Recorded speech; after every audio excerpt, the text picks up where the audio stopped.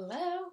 So a couple days ago, I had an interesting morning where um, I had to take care of both my children in the morning while I was teaching classes, which was very last minute and unexpected. Um, Something came up where my husband got a job and found out he had to work the next morning at 6 a.m. So I wanted to make a video about my perspective on teaching with your kids and what I did personally.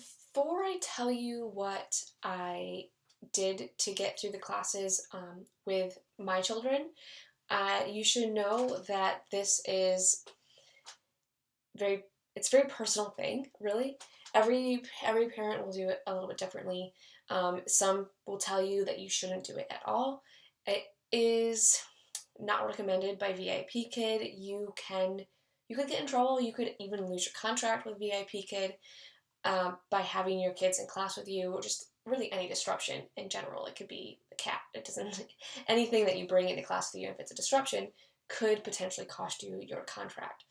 Um, so that is something to consider. Now, my perspective is we are independent contractors, so this is my business, and I feel I can treat my business as I intend to. And that is totally up to you if you think it's not worth risking it, if you don't want to risk offending anyone or just getting in trouble. Totally understand, and there will be a lot of parents out there and people who are not parents, just other teachers in general, who might criticize you for whatever choice you make, but just remember that this is your choice because you do not work for VIP Kid, you have a contract with VIP Kid. So you are an independent contractor, and one of the perks of that is that you get to kind of decide how you're going to operate your own business. So for me, when I found out that that I had the choice of either canceling my classes and ingesting, adjusting, taking on that heavy fee that they have with their class cancellations, or just figuring it out and teaching my classes. I chose to figure it out. And these are some of the steps that I did that worked well for me. I just had to adjust my quarantine haircut here. It's getting out of control. Anyways, some simple steps to prepare yourself for teaching with childcare, essentially.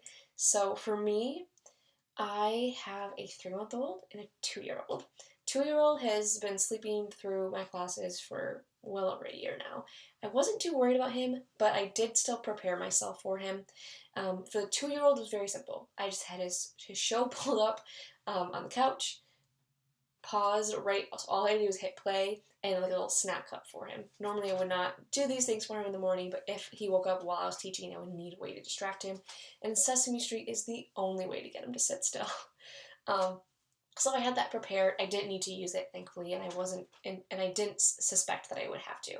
So he was easy, didn't end up having to do anything. Now, if you do have a toddler who does like to get up, think about the things that they love, think about the things that they do best that keep them still, that they can kind of watch themselves. Um, Infants are a little different. So my 3-month-old always gets up during that 2-hour range that I was teaching. Always, always, every morning. She is up during that time to eat, and then she just kind of her normal wake up time is around 7:30, which happened to be when I was teaching to that morning. So step one was to do a dream feed. If you're not familiar with dream feed, although moms, I'm sure you are familiar with it, but just set an alarm to make sure that you feed the baby while he or she is still asleep, and then they'll go back to sleep a lot sooner. I did this, and it was the strangest thing. She happened to be awake, like at that time, starving. So she ate like her full feeding, and was able to sleep a little bit longer, which helped because at that point she's really only going like 2 to 3 hours, but after her morning feeding. Um, so I had to wake her up early, but not too early, but enough time to get her back to bed and get ready for my classes. So I started class at 6 a.m. and I chose to feed her at 4:30. Just to make sure I had time to get my classes and stuff ready, because I did not prep the night before because I did not realize I had to be doing childcare. So if you have the opportunity to prep your class the night before, do so. Or if you don't do prep, kudos. I do very minimal prep, but I also like to feel like I have time to wake up and have like a little drink or eat a banana because I get so hungry in my classes. Anyways, dream feed, whatever time works best for you. That's the first step. Second is to prepare the space for baby. So for me, it was her rocking chair. I had her chair here, her soft blankie that she likes, a quiet little toy. Not that she's really into toys, but I just wanted to be totally prepared. I had a extra bottle made up just in case for whatever reason what she ate wasn't enough. And then I also had my baby monitor. I don't have a fancy baby monitor. A lot of you probably have the cool one with the video on it. I have the most basic one that you can get. This is like $15 on Amazon or something like that. And what I did is I basically muted it. So she's not crying right now, but you can see on these bars, like if she's crying, and I can tell like how loud it was because it goes all the way up to the red. And I just had this on silent next to me the whole time so I could see if she had woken up because my baby sleeps in bedroom upstairs, so it would take me about a minute to go grab her. I chose not to bring her downstairs where she'd be much more likely to wake up from the sunshine coming in, from hearing me talk, just all the different stimuli. I didn't want to remove her from her space because I thought she'd have a much better chance of actually sleeping through my classes by staying in the room. She did not entirely sleep through. What happened is I had the space prepared, I had my monitor on, and about 10 minutes in my last class, I saw that monitor start to go. And it was going all the way to the red, and I was like, my baby is crying, and she is mad. But for me personally, I only had 10 minutes left, and I let her cry it out. I don't love letting a 3-month-old cry it out. I don't choose to do that most times, but also, I think she was fine. I knew that the environment that she was in was safe. Her bed was warm. Honestly, I felt like she was a lot better up there than sitting here in class with me. Now, if she had cried sooner, I would have gotten her. What I would have done is tried to see if I was close to the end of class and get her between classes so I wouldn't have to interrupt a class because, as I just mentioned, I'm okay letting my baby cry it out a little bit. If you're not, totally respect that, but what I would recommend you do is just close your camera, and I would turn off my microphone too, but you don't have to, and you can just tell your student, one moment, and then just go grab your baby, and I would keep my baby just out of view of the camera, hold her kind of low. My 3-month-old she's kind of squirmy, but she's very, very chill. She's just a quiet baby. So I had no concerns about bringing her in the classroom with me. If you do, you might need to think of some different things, like maybe like a chew toy or something for them, a teething ring.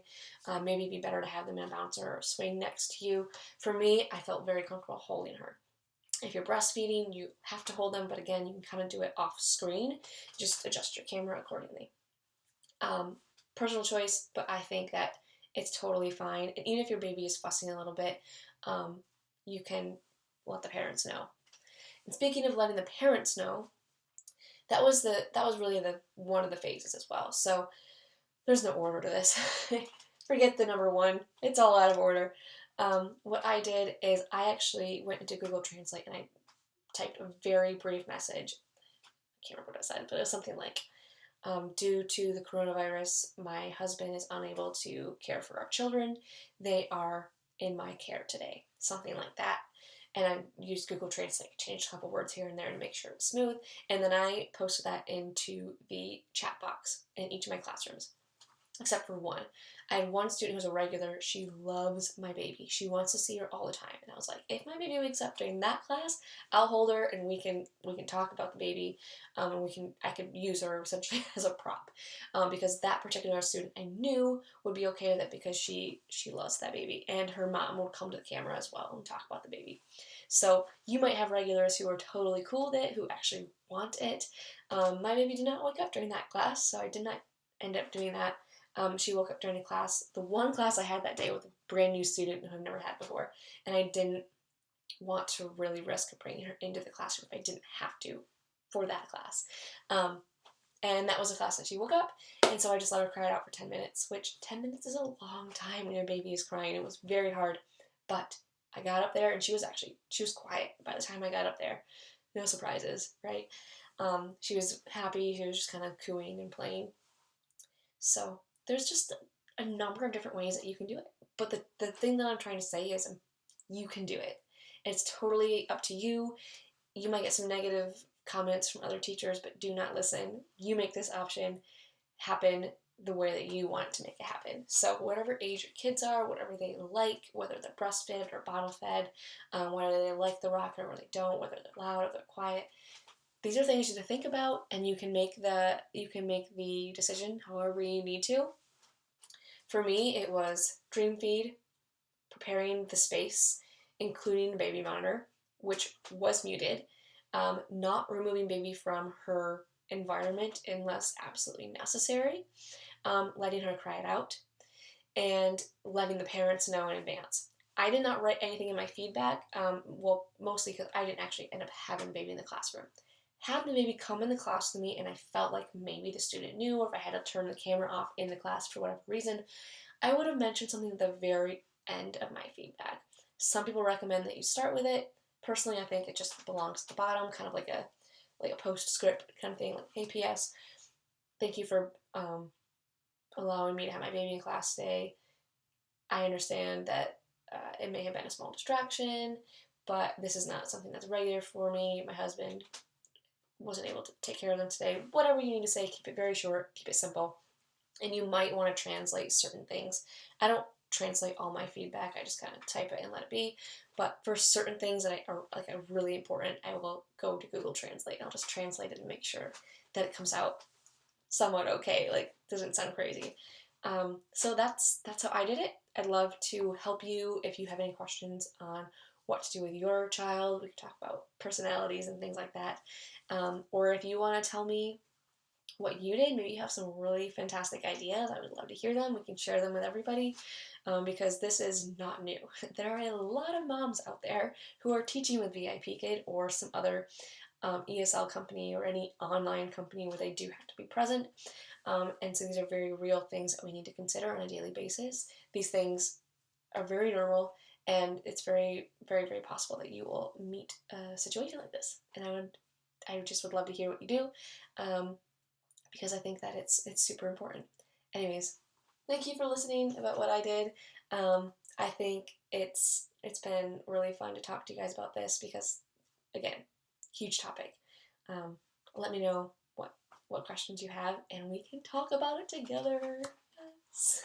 Goodbye, guys.